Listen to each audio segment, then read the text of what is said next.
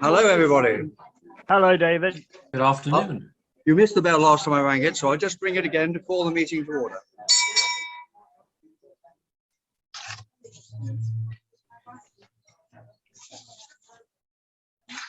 So, welcome, everybody. I'm going to start the meeting by just reading the motto of the badge I'm wearing, which says, "Service, not self."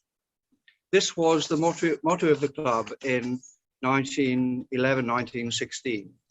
But I draw attention to it because it is also the motto of the British Legion, who are celebrating their centenary this year. They're marking 100 years of service to our soldiers, or the soldiers who've served the forces. And indeed, in the room, I'm not sure who's taking the collection, but the collection today will be for the British Legion. And if anybody makes donations through online, the donations will also go today to the British Legion. I'm conscious that we have many nationalities present, but I would like to ask now for a period of silence to recall the sacrifices made by mostly young and mostly men, people in the service of their respective countries and in the service of their communities. So if I could just ask for a short period of reflective silence. In the room, let us stand.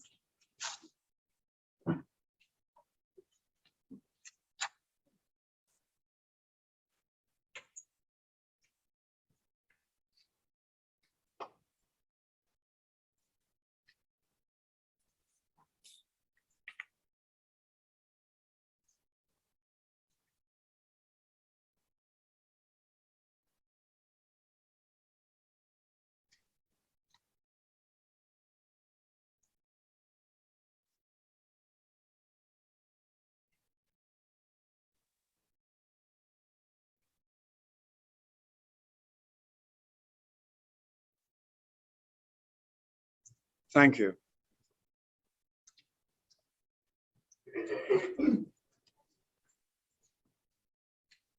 I'd now like to welcome all our visitors, both online and in the room.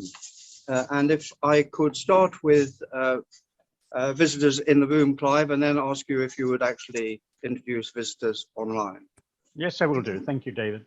I have a particular visitor, not a regular to Rotary meetings, which is my daughter Jackie in the room. So welcome, Jackie, to this the first meeting you've been to in my Rotary year and a bit. We also have in the room Marguerite from the. Come and say hello, Marguerite. From the Westminster International Club. Great to see you here. Thank you. Clive, over to you. Thank you, President David. We have with us today several of our frequent visitors, and we're very pleased to see them. We have, of course, District Governor-elect Brian Coleman. We have from the Rotary Club of City and Shoreditch, Jürgen Schumacher, who's now become a fairly regular attender. We're pleased to see him. And from Norway, we have Inga Moen, and nice to see you again. We have Joy. Where is Joy? Oh, yes, Joy Okpechi. Nice to see you. Thank you for joining us, Joy. And of course, we have Assistant Governor Sri, another frequent visitor to our club. Yeah, I see Robert pointing at Eve. Eve is here all the time. We sort of regard Eve almost as a member of the club, although she's not. But yeah, we're pleased to see them. And I'm going to introduce our who we have online. One of our members, one of the visitors who's going to be inducted today as a new member. So if I've missed anybody out, I don't think so. Apologies, and it's nice to see everybody here today. Thank you, President David. Thank you, Clive. And you reminded me, in reference to Eve, that I haven't referred to our visitor, Prince Mohsin Ali Khan, who has become so regular in attendance with our member Helen Lutz that he goes almost as being a member. Good to see you here. and not as a visitor. And Sue, yes, it just reminded me, you always look like a regular. I can't see you on my screen, unfortunately. But anyway, Sue Jessel from Enfield Chase is here, and she's at AG. We're very pleased to see Sue. Not sure why she's not on the screen, but there we are. And can I just say, President David, although not a visitor, I'm sure we're very pleased to see Darcy back with us again today. Indeed, yes, yes. And I'll make reference to that a little bit later. Fellow Rotarians, it's one of the greatest pleasures and privileges of any president to induct new members. And today, we're welcoming into membership in our club 3 new members. Perhaps those in the room would stand up when I mention them. Sachit Singh, Panos Limparapopoulos, and online, Tony Tembumbi. Tony, could you just speak or wave on the screen? He is. Tony's waving to us. Thanks, Tony. In each case, they have been regularly proposed by a member. Each application has been approved by council, circulated to all members in accordance with our constitution and the bylaws of the club. You are joining an organisation, and in one case they already know this, of 35,000 clubs. Your sound has gone, David. Of 35,000. That's better. Of 35,000, I'm trying to speak to the room and the screen. Of 35,000 clubs and in 200 countries. And we are sharing 1.2 million people of similar values to ourselves. And they will always welcome meeting you. As the sponsor, I will introduce Sachit and ask him to say a few words and in response, and then I'll ask Clive if he will introduce Panos and Tony. Sachit, through my livery company of management consultants, I have known you for over 20 years. A man who believes in fellowship and philanthropy and has been very generous in helping others with his time.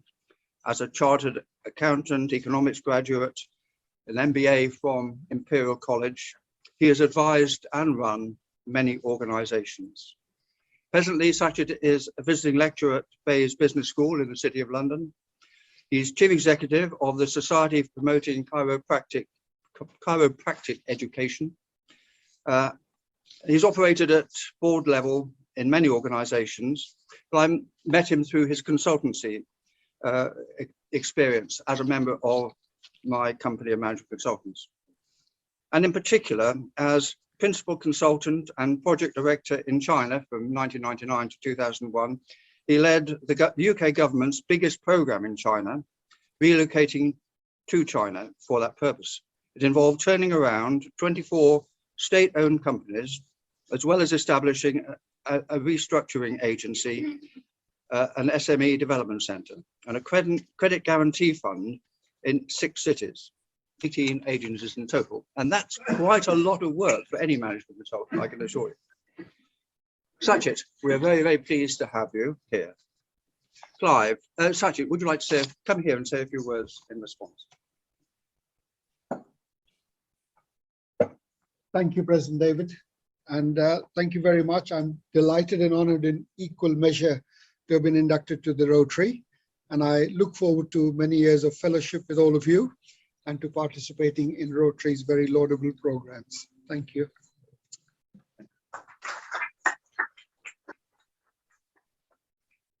Clive, would you introduce Panos and Toby? I'll ask Panos first. Panos, would you come to be visible on the screen? Hi, screen. Hello, ladies and gentlemen, my fellow Rotarians. It's a great honor and privilege to be able to introduce new members to the club. Panos comes to us from the original Rotary Club of the world, the Rotary Club of Chicago, the #1 club. As I said to him, it was the #1 club he was previously in until 2019 when he relocated to London, and now he's going to join the #1 club outside North America, and so we'll be delighted to see him. And I will just read a little of what Panos says about himself. He says, I'm a second-generation Rotarian who has lived, studied, worked, and volunteered in 3 different countries, Greece, UK, and the USA. I am currently a growth and strategy senior consultant in BDO UK, advising my clients how to leverage innovation to grow their businesses. I have completed studies in mechanical and aerospace engineering, project management, leadership, and finance. I joined Rotary International in 2014 by becoming a member of the Rotary Club of Chicago near South, which holds meetings within the premises of the university I attended in the US, the Illinois Institute of Technology. After completion of my studies, I joined the Rotary Club of Chicago Cosmopolitan in 2016, members of which were particularly young professionals. And the club is a spin-off of the Rotary Club of Chicago. Lastly, in 2018, I joined the Rotary Club of Chicago, where I was a member until I relocated to London in 2019. So you can see Panos has considerable experience of Rotary and has volunteered in many places, and I am quite convinced that he's going to be able to bring a lot of his Rotary experience and his volunteering experience to our club. So I'm delighted to introduce Panos. Panos, would you just like to say a few words, please? Indeed. Thank you. Thank you, Clive, for this introduction. And it's a pleasure and honor at the same time for being here today with you, for being a member of this club, the first club outside the United States, as Clive just mentioned. And every time I participate in a Rotary Club meeting, I remember the words of my first proposer, Mr. David Baker, who told to me that Rotary is either a 1-year commitment or a lifetime sentence.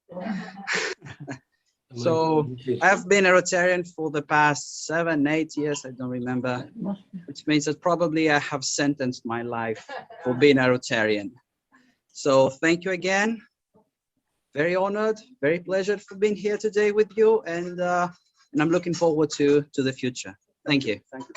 Thank you, Panos. Clive, would you introduce Tony? Yes, I again delighted that once again I have the privilege of introducing a new member to the club. Tony Tambunda. Tony is online. I hope you can see him. His microphone is open and we'll be seeing him in a minute. Tony has BSc in management in 2001 and he's an ACCA affiliate since 2008. He has worked in various places. He worked with lastminute.com in credit control, was Exotix Limited in Baker Street for 1 year. He has founded his own company, Network Guarantee, which he ran for several years. He has been a stock trader, NASDAQ and the OTC, and he now describes himself as a cybersecurity and healthcare entrepreneur, which he's been since 2020.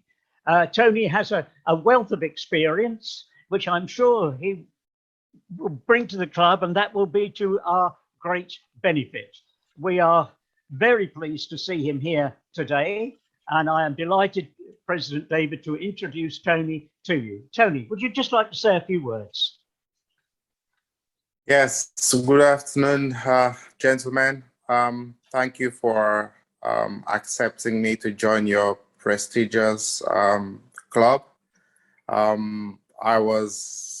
My mentor recommended me to join the Rotary Club in order to be in a very good environment, which so far has been impressive based on my interactions with the team and attending the Lebanese Gala on Saturday.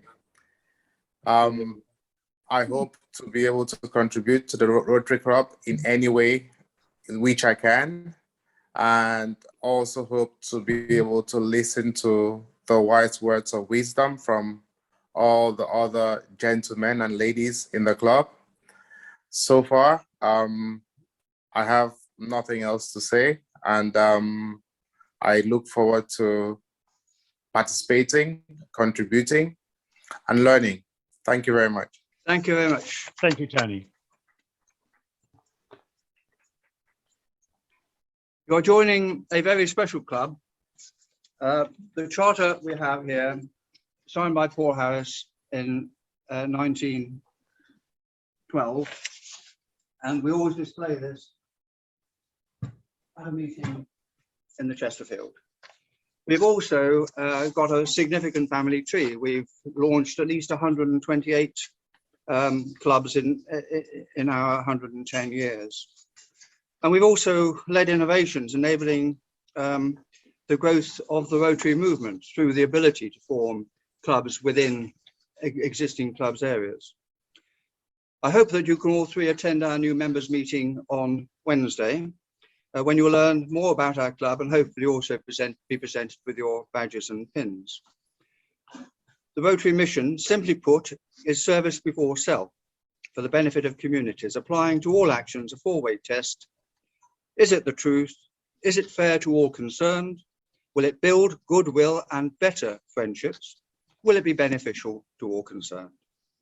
You have agreed to accept the obligations attached to your membership in this club and to obey this club's constitution and bylaws. Fellow Rotarians, you are now admitted into membership of the Rotary Club of London. Thank you. Thank you very much. Welcome.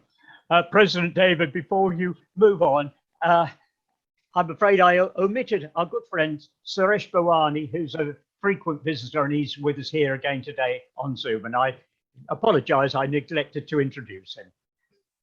Thank you, Clive.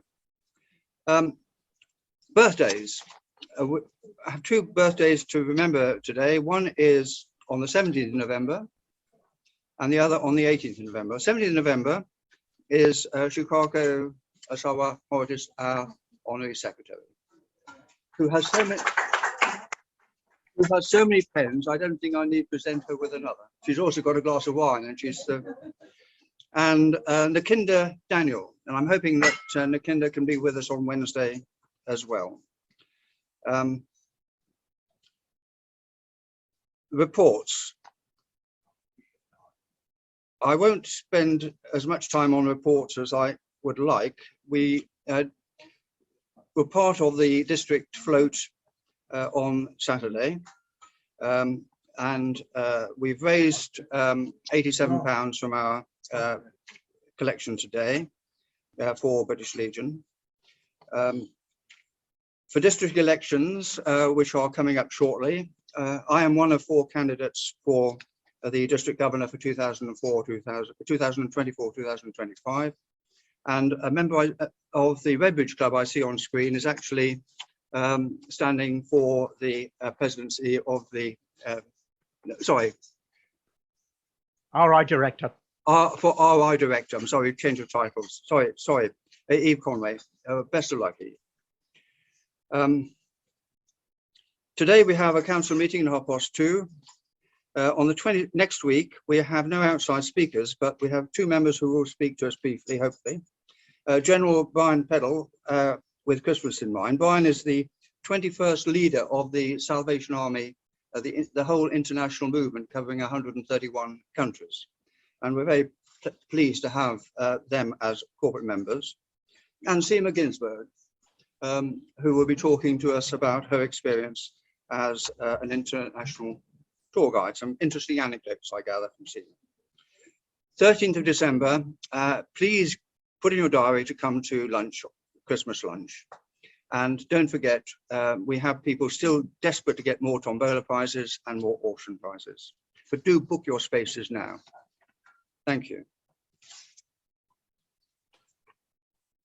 I would now like to give a loyal toast, and particularly bearing in mind the present condition of the Queen, perhaps we could make it a heartfelt toast to the Queen.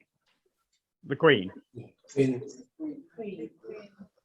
The Queen.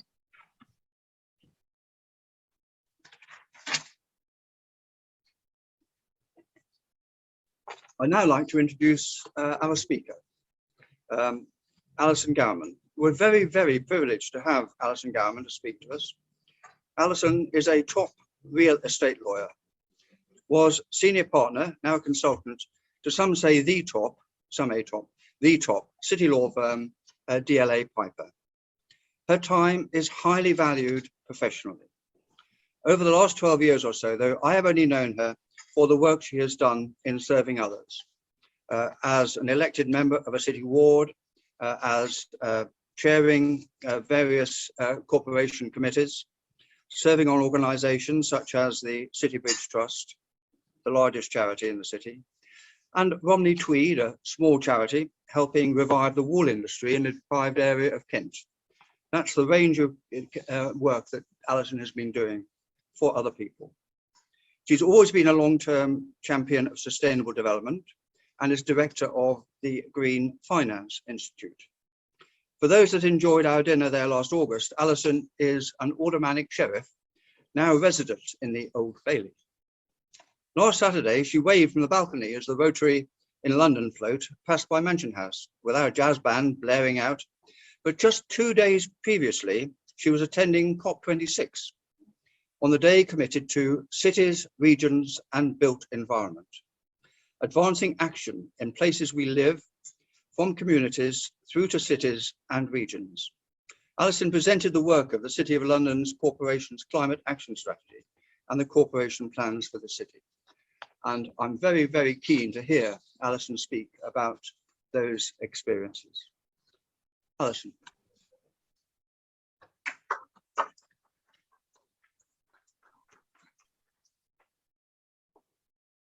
Thank you, David. We just need to check. Oh, you can't see me.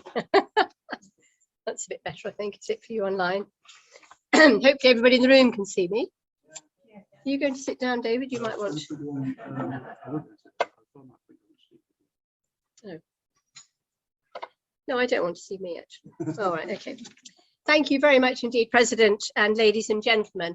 I'm absolutely delighted to be here today, both to share this lovely lunch in Mayfair and also to be able to share some thoughts with you about COP26. David asked me to provide some reflections on this. As he said, I've just come back from a couple of days there.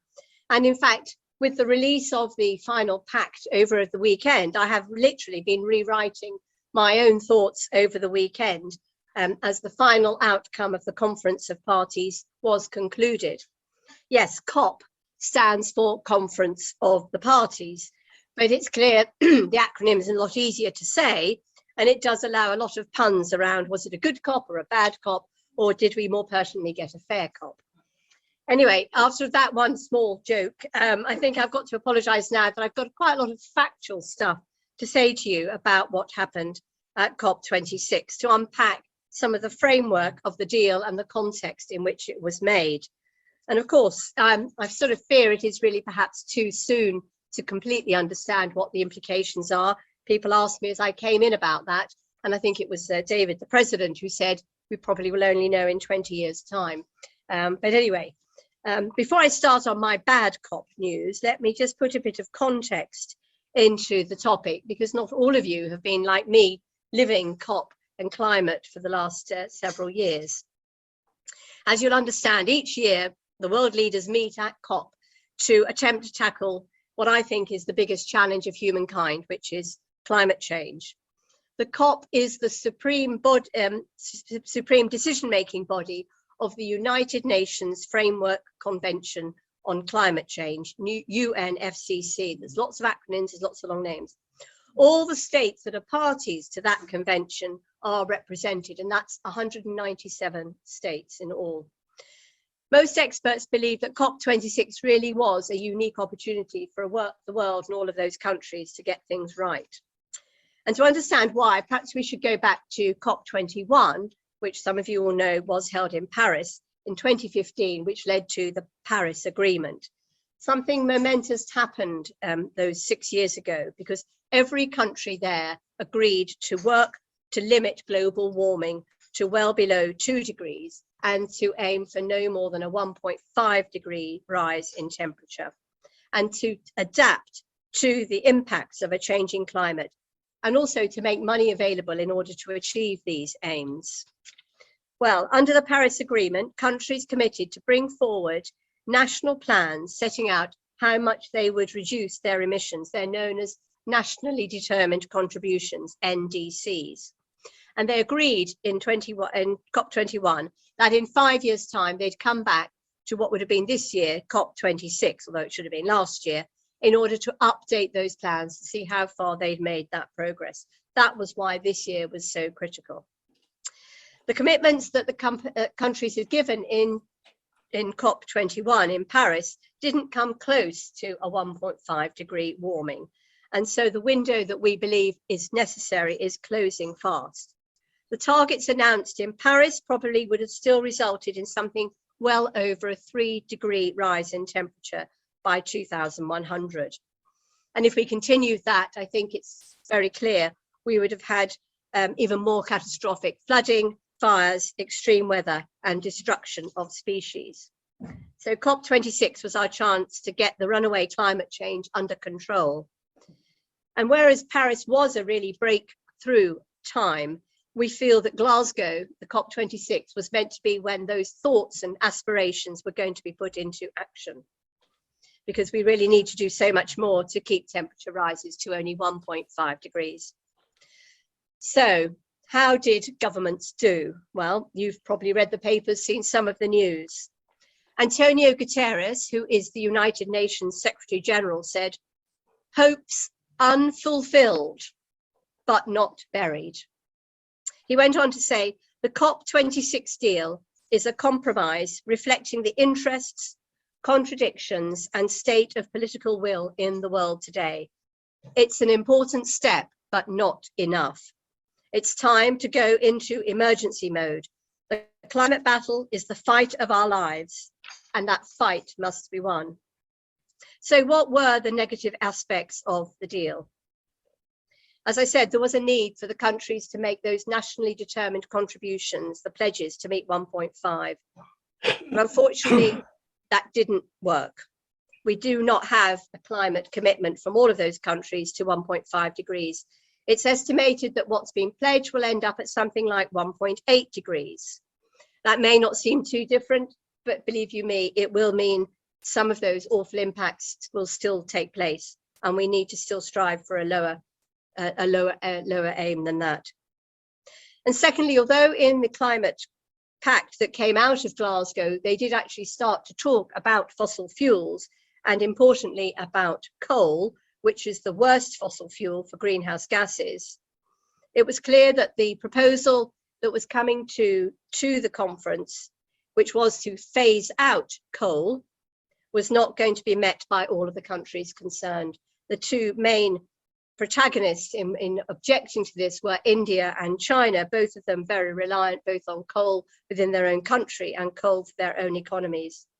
And the outcome was that they effectively put a gun to the head of Alok Sharma, the UK's COP president, and he ultimately had to say, okay, we would not phase out coal, but we would phase down coal. And that means there's a let out in terms of how much coal would be able to be mined and used in the years to come. And some of you will have seen Alok Sharma announcing the decision, in which he did choke back the tears because he felt that he'd let down, I think, the whole of the conference, and particularly let down those smaller countries who he knew would have such a terrible impact from the climate situation. And I just say in the context, this is the context of China, where they're still mining coal. They're increasing the production of coal. And in fact, last Wednesday, China announced that on one single day, they had produced more coal than they ever had before. That was some 12 million tons. And when that coal produced on one day would be burned, the carbon emissions, the carbon dioxide emissions coming from that just one day's coal supply would have been equivalent roughly to Ireland's whole output for 1 year. So that is the scale of the difference between those big emitting countries and the smaller ones.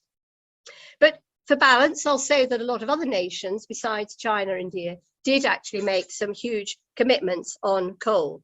The UK's Net Zero Asset Owner Alliance, who are responsible for $10 trillion of assets, committed to phase out the most thermal coal assets by 2030 for the industrial nations and worldwide by 2040. and many other countries and companies all committed to something called the Powering Past Coal Alliance. So there's lots of these alliances that are being organized by countries, by subnationals, by businesses in order to get together in order to make commitments. More than 40 countries have committed to shift away from coal in pledges that were made at this summit. And major coal using companies like Poland, Vietnam, and Chile are all amongst those who have made that commitment. So it isn't a universal anti-coal or pro-coal situation, but it is very balanced and difficult. The final deal also promises more funds for developing countries to help them adapt to the climate impact. And clearly money talks, and this is another area where the nations in their commitments from Paris have not actually lived up to what they said they were going to do. In Paris, they said that the richer countries were going to provide some $100 billion each year to those smaller and poorer countries that would need it in order to change their background and help them with their own carbon emissions. Unfortunately, that has not happened. That commitment hasn't been as high as that. It has been significant, but in 2019, the latest year for which we've got any information, only $80 billion have flowed into those poorer countries. And the developing countries obviously are very angered by this. And this was reflected in the talks because they feel the promises have not been met. Further promises were made this year, which at COP26, which will imply that they're going to bring forward finance over the next 5 years of $500 billion. And the smaller countries also want that spent not just on cutting emissions, but also in adapting their economy and their usage at home. And that has also been agreed. So there's a shading of promise there, which I hope will come forth and provide help to those poorer and developing nations. And this is really important because renewable energy schemes on the whole are able to be funded quite easily and private finance will step in. But for the poorest countries, they don't have that ability to be able to fund it. And those are the ones who are going to be most impacted by extreme weather. And in the end, the text of the final agreement said that the countries, the richer countries would double the proportion of climate finance going to adaptation. And the UN and some other countries were calling for a 50-50 split between the funding for emissions cuts and funding for adaptation. So this has slightly fallen short of that. So those are my takeaways in terms of those really big failures, I'm afraid, that COP didn't actually achieve. But there are some good elements. The fact is that the countries are still committed to 1.5 degrees. We've not said, oh, let's skip that and let's go for 2. They are still saying we have got to get to 1.5 degrees. They're believing, if you like, the science and working towards that. In fact, the Climate Pact from Glasgow has put nature and science at the heart of all they do. And that's really important. It's not just some political wish. It is actually borne out by hard scientific fact. And the other element that's come very much to the fore is the need for nature and biodiversity, that they're just, the mirror image of climate and the impact that we need to enhance resilience by way of enforcing our nature and biodiversity commitments. It's also called, as I've said before, we've also called for a doubling the amount of finance that's going to be given to adapting for these countries. And we've acknowledged, the pact has also acknowledged that there is a need to actually pay some of these countries loss and damage, or otherwise known as reparations, for the impact that the climate and the carbon emissions of the developed countries has impacted on these vulnerable communities. No figure has been put on that. That is very, very controversial, but the hope is that maybe there will be some decision at a later COP.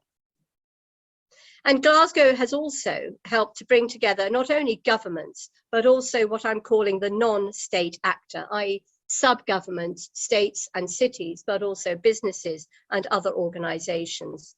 They've focused on the specific solutions that are needed to decarbonize those key sectors and to build resilience. And at COP26, we've seen some positively reinforcing actions by those subnational governments, by industry and by finance, both in the global south and in the global north.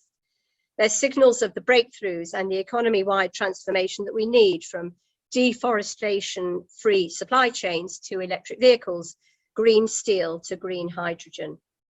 These signals represent the dynamism of the non-state actor in the agenda, driving the ambition loop for accelerated government action.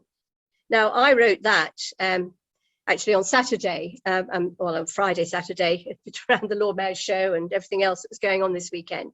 But in fact, I was very heartened when I saw the FT front page this morning, which actually says, again, that businesses are disappointed in what governments have come up with.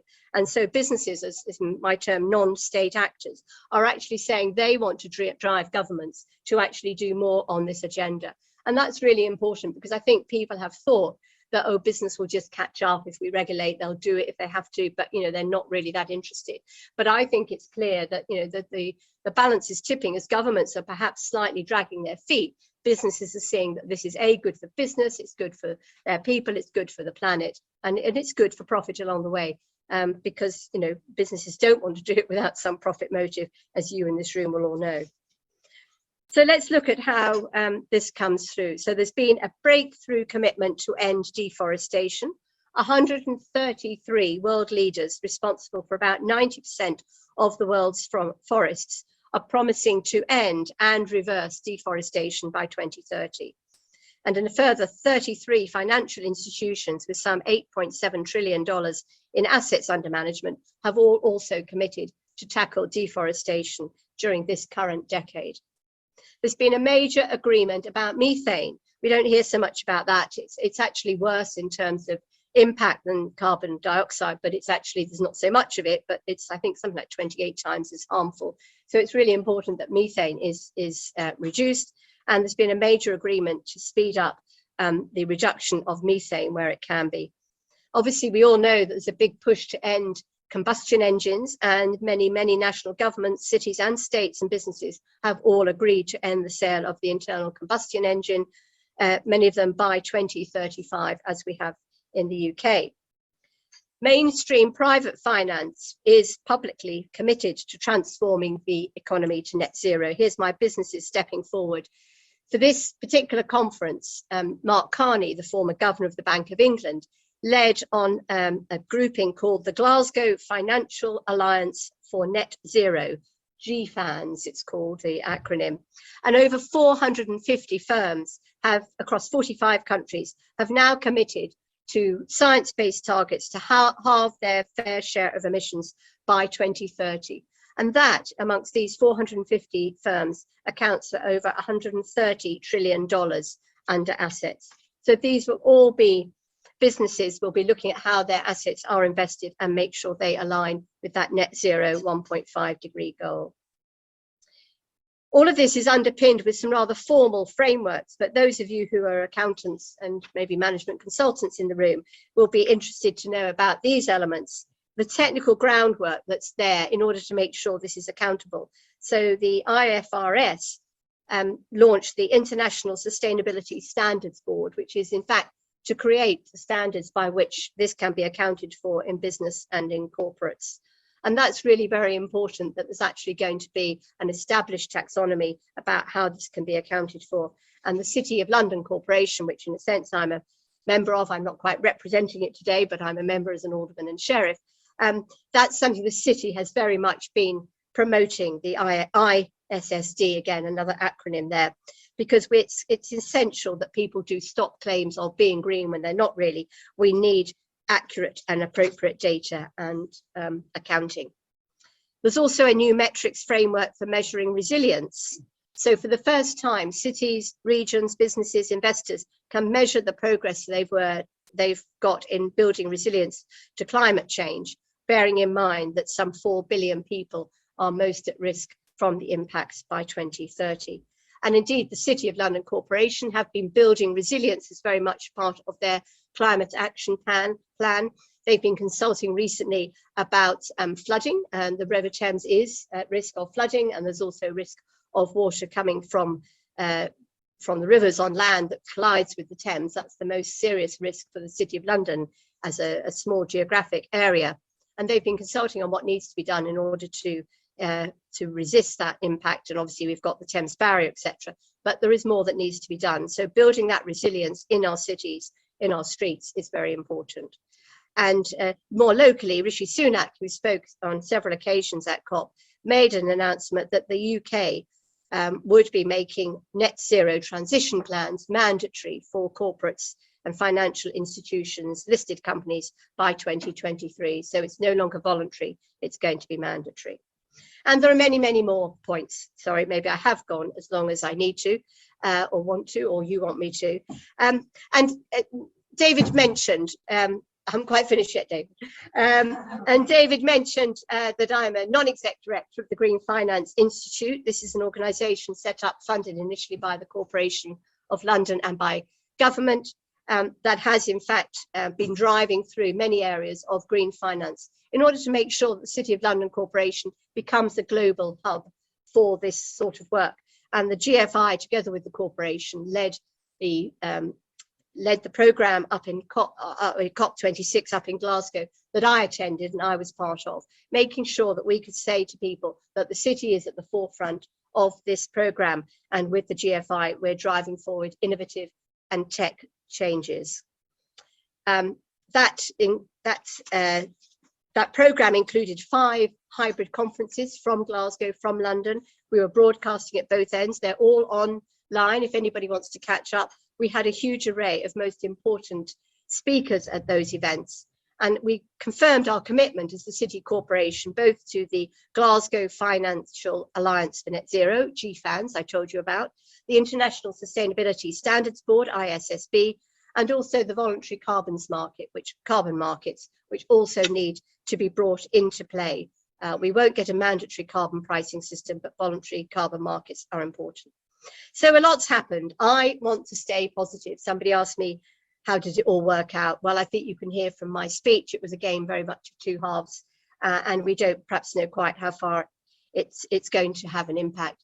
I think there's so much more to do. The UK, with Italy, retain the COP presidency for a whole extra year now, so we don't hand it over until next November to Egypt, and we will still be working both in the corporation and in government and at the GFI on all that needs to be done. Now, perhaps I can just end by saying Mark Carney, who I said is the former governor of the Bank of England, you'll know him. He's also the UN and the UK envoy. He's been working very closely with the City Corporation. He said, people will no longer tolerate worthy statements followed by futile gestures.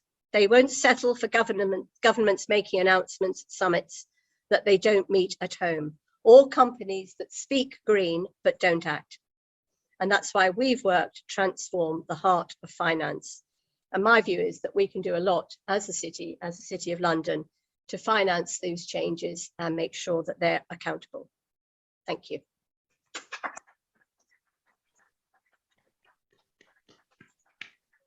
Thank you. Are you prepared to answer Absolutely, yes, questions?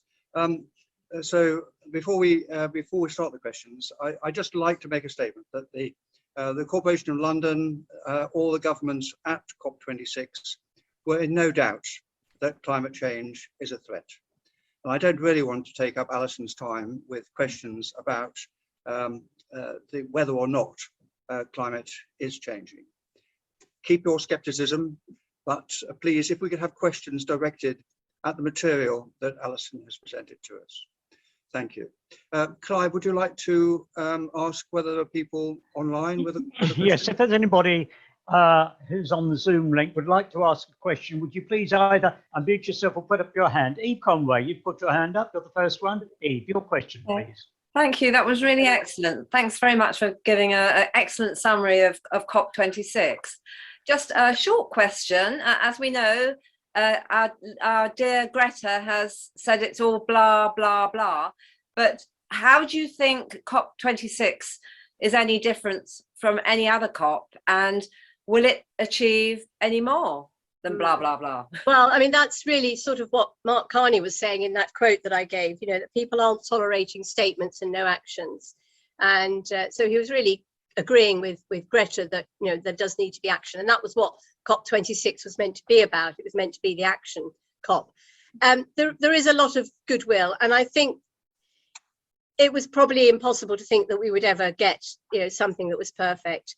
I think I'm very positive about it. I think there's a lot of stuff that's happened, not in the main climate pact between governments, but I think there's a lot that's happening with all of these businesses and, as I say, subnationals that are getting together. You know, I had a meeting with one of the states in Brazil just before I went to COP. You know, they're very keen, despite the fact you could say that Brazil as a national government has, you know, some challenges around this area, but the states within Brazil want to do things and are working very hard to do this. And this is what's happening across the piece. It happened in the states when Trump was president. The national government didn't do things, but the states and the cities were doing work around it. And I think, you know, this is the movement that's actually now at almost that tipping point. It can't be stopped. It just needs to keep going. And I think it will gather pace and accelerate. And that's what we need to do in order to meet these targets. So thank you, Eve. Thank you, Clive. I have a question from the room. Ruth, from Singapore. Yeah. I remember. Thank you very much for an elucidating presentation. My question is this. The outcome of the meeting is not as expected, since China and India, they were alleged to be not cooperating. Naturally, they expect their growth will be affected. They are concerned about their jobs, education, and the kind of an advancement in the society. So they are using tremendous amount of coal. The question is this: we are going into COP27. Now, it's very likely, from all the readings, the Republicans will take over the Senate and the Congress next year. If they do come to power, what will be the outcome in COP27? That's the question to you.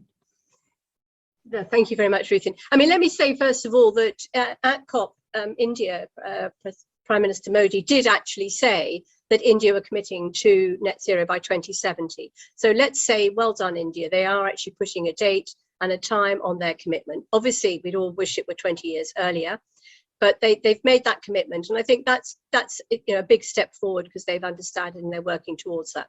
Similarly, just before COP, China made a commitment to net zero by 2060. So it's 10 years earlier, obviously 10 years later than the 2050. But you know, those are really good, positive things. So let me not, you know, completely castigate India and China. They are making steps. The problem is between now and 2040, 2050. That's, I think, what the urgency is, that we need to not just say, oh, we'll get there in 2050 and let's hope the technology catches up. We do need to take those steps now. What will happen in Egypt? Well, of course, you know, politics changes, as we know, on a sixpence, how things work. And it's clear that, you know, every country has its own internal struggles, doesn't it, between its own internal subnational groups, states, and its own legislation. I would like to think that, as promised at this COP, that all the countries are going to come back next year with better pledges as to how they're going to reduce their carbon emissions. And I feel convinced that maybe by then, sadly, it may be that even more natural disasters will have happened, that people will actually realise that this is very urgent and they need to move on it. And if we've got the backing of these businesses who are prepared to fund these kind of changes, then I'd like to think that that would be the positive move forward. But I'm an eternal optimist. I accept that. Thank you very much. Thank you, Alison. We've actually reached our closing time, and I don't want to keep you. Are you okay for a few minutes? A few minutes, but Dr. Teague. Yeah, because she has a Mansion House dinner to prepare for this evening. So Alison's got a very busy agenda this afternoon. Do we have another question from the? Yes, Ridian's had his hand up for a while, President David. Vidian. Ridian, would you like to address your question, please?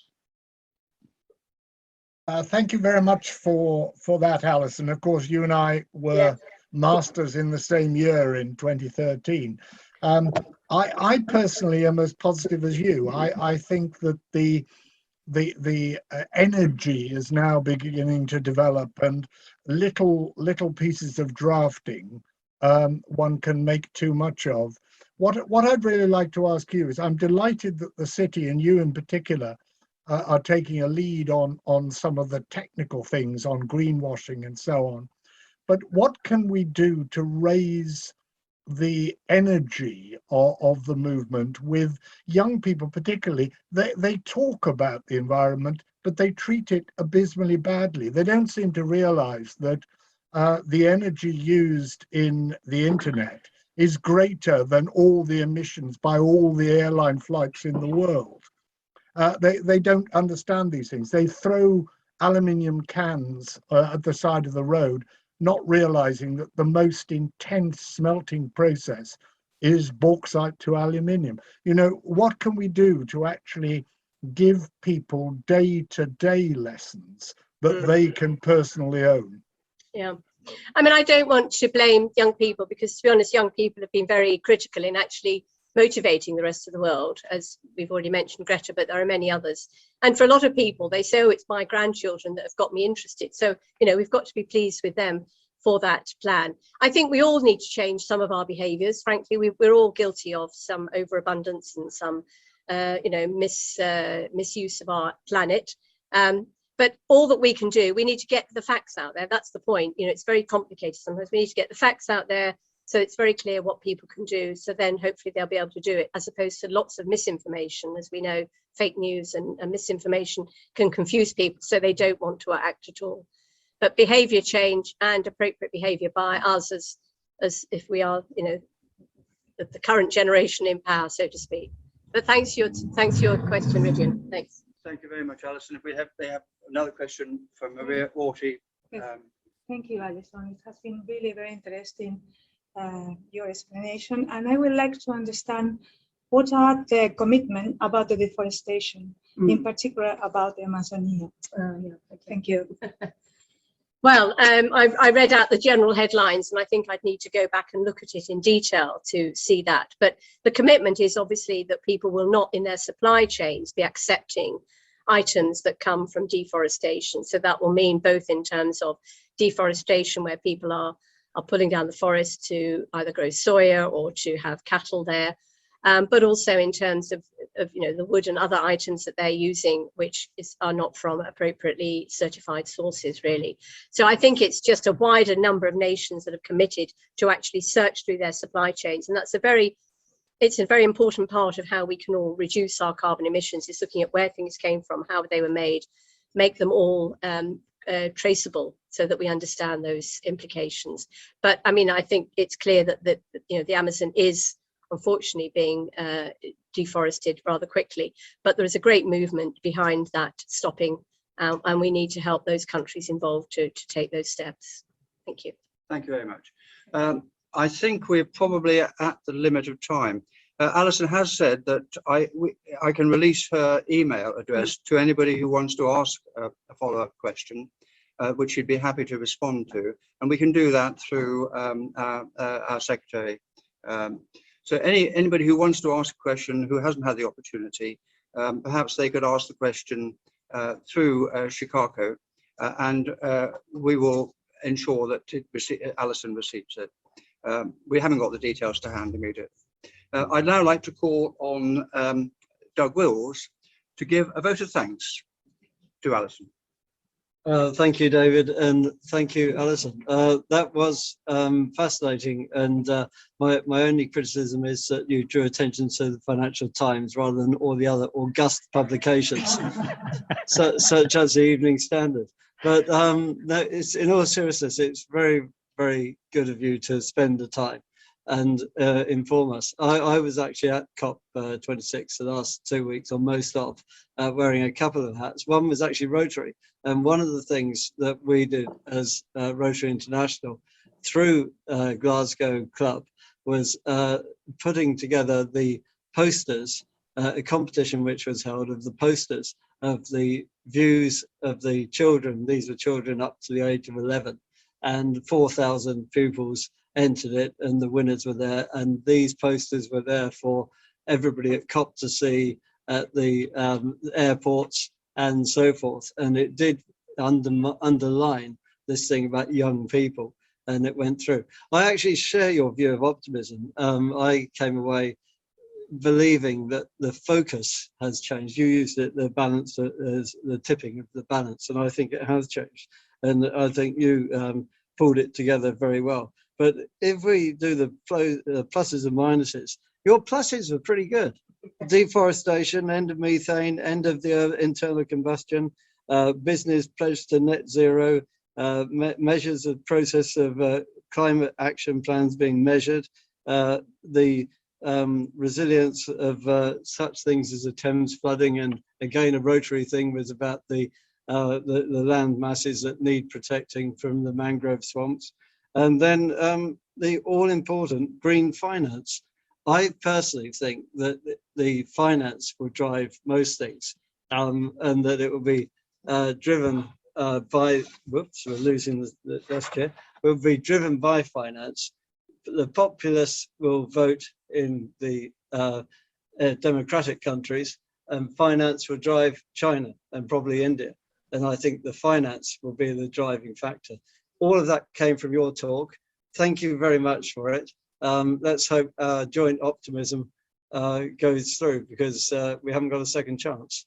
So thank you very much. Much appreciated.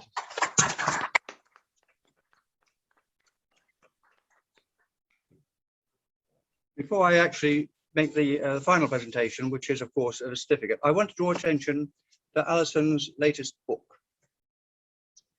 on the City of London, Who, What, Why. If you want to know what the city does, Alison has brought together some fascinating papers, and it's available from all good bookshops. No, from me. From Alison.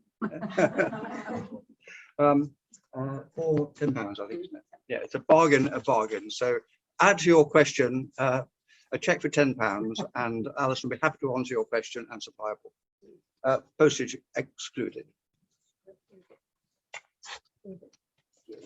I now like to present you, Alison, your speaker certificate, which we present to all notable speakers at the Rotary Club of London. Thank you so much for coming, and I hope that we get the opportunity to ask you again. Okay, thank you very much. Please, thank you.